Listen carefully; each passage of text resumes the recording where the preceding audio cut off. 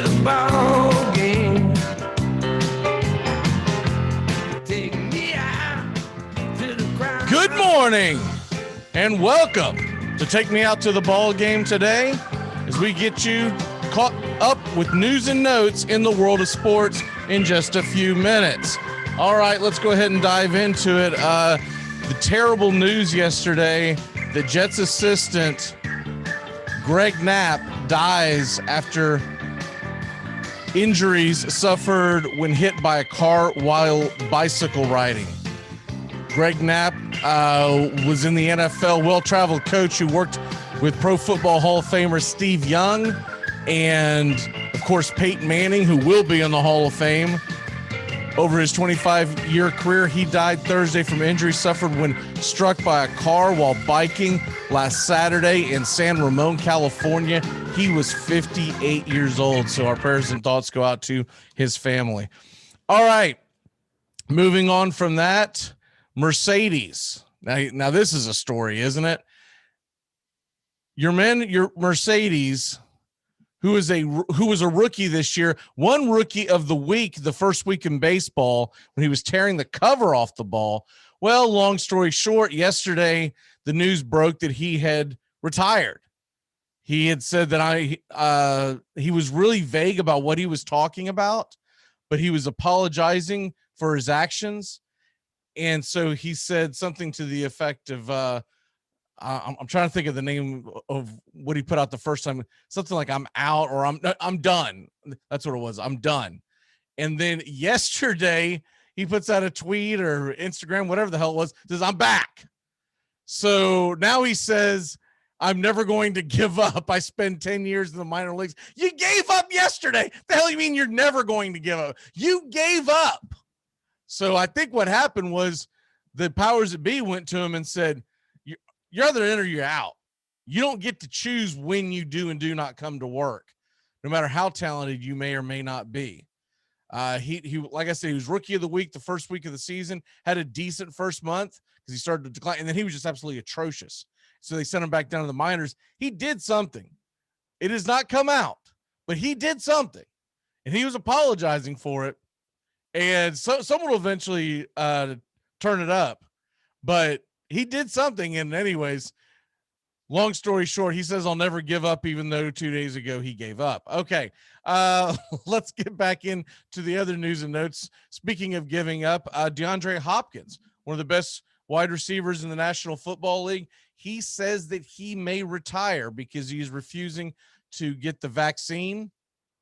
And the NFL is not telling Hopkins he has to get the vaccine. I do want to make that clear.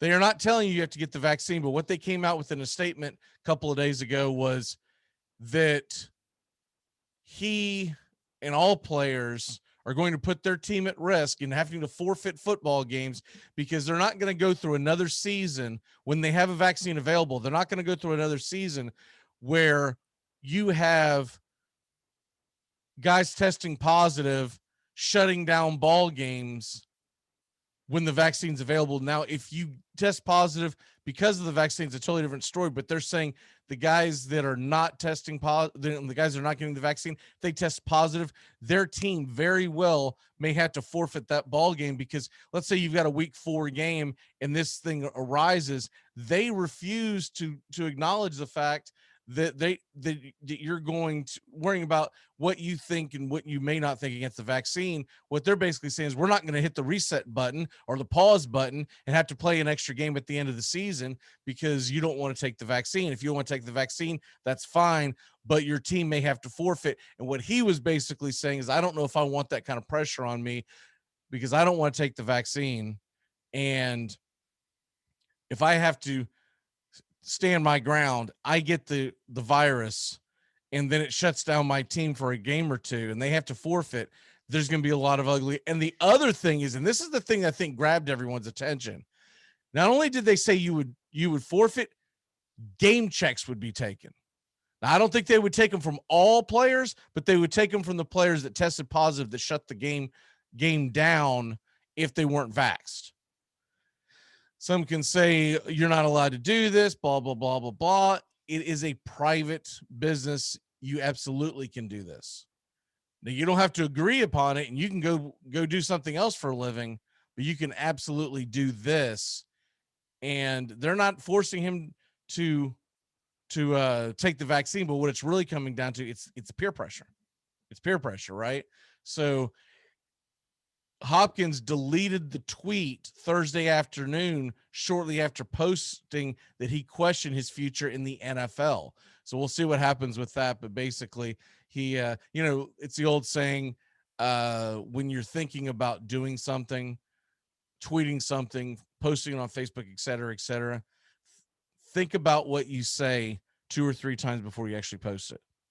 Well, kids nowadays don't even think in that. They don't care. They'll just post it and then deal with the fallout. And I'm sure he's dealing with the fallout right now. Okay, other big news in the world of sports. Nelson Cruz, the slugger from the Minnesota Twins, he was traded to the Tampa Bay Rays last night, and he is headed there to be their designated hitter, nicknamed King Kong. He can hammer the ball. So Tampa Bay Rays fans have got to be very excited about that. And it makes a very, very interesting AL East race. Last night in Major League Baseball, by the way, the Red Sox and Yankees, they end up in a extra inning affair where the Red Sox end up winning. And it was off of rookie Kriski's 4 wild pitches in the 10th inning that led to the run. 4 wild pitches. Unbelievable. And Boone was asked after the game if the pressure had gotten to him. He said, no, it wasn't pressure. He didn't have a grip on the ball. Whatever.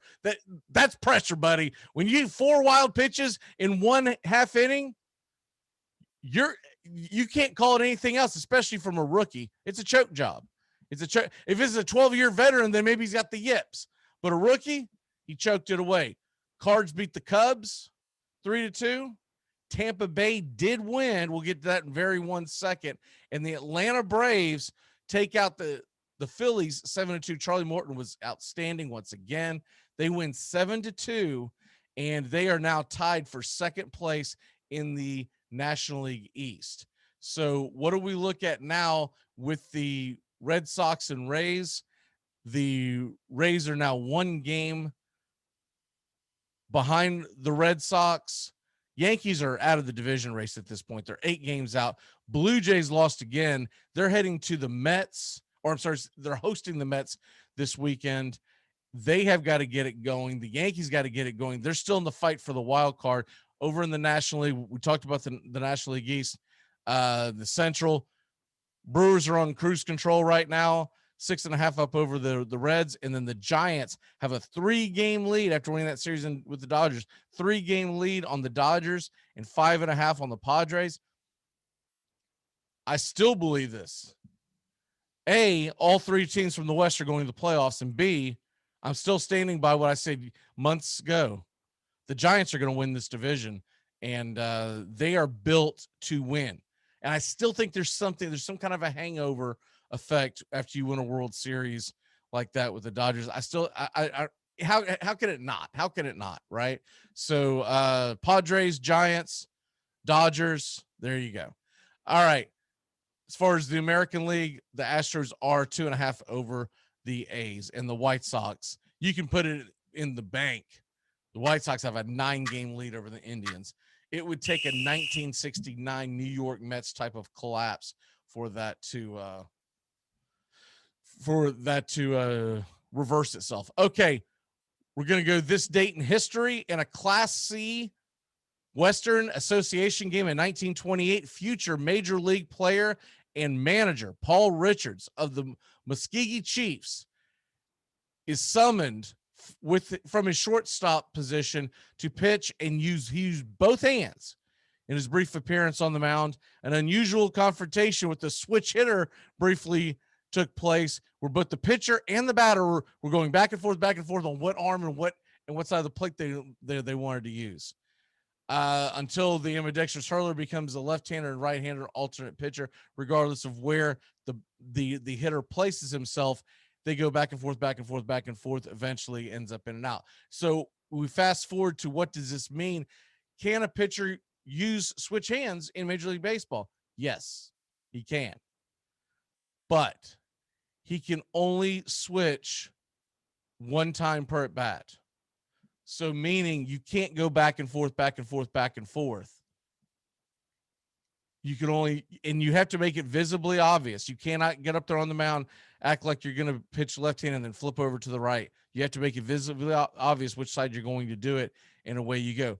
Batter has the same rule. They call this the Venditti rule because Pat Venditti was, or actually still, I think he's still bouncing around the monitor. He, ambidextrous pitcher, never turned out to be the star that they thought, but they had to cover their back, so to speak, because this could have gotten really ugly. You got to make sure that the game is fair. And so, yeah, if you can do it both, it still makes, that's going to be the next thing. The next Ohtani thing is going to be a guy who can come up and pitch phenomenally on with both hands, and you're not going to be able to, what a phenomenal relief pitcher that would be. You wouldn't be able to figure out which way you need to bring your batter in. But what typically happens, just like a switch hitter, one is much more dominant than the other, and one's much better than the other. But if we ever get one, I hope I live to see it.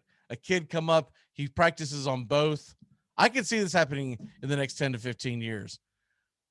If you're watching out there, kid, start working on it. That's all I'm saying, because you will be a multi-millionaire if you can get that down. We'll see you Monday. Take yourself out to the ball game today. Take me out to the ball